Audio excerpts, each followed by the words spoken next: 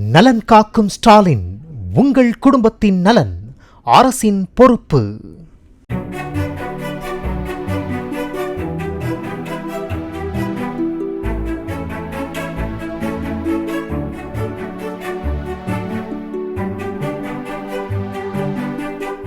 போலி ஆவணங்கள் மூலம் ஜிவி பிலிம்ஸ் நிறுவனம் பல கோடி ரூபாய் கடன் பெற்ற வழக்கில் 28 ஆண்டுகளுக்கு பிறகு சென்ட்ரல் பேங்க் ஆஃப் இந்தியா வங்கி அதிகாரிகள் உட்பட 3 ஆண்டுகள் கடுங்காவல் சிறை தண்டனை விதிக்கப்பட்டுள்ளது.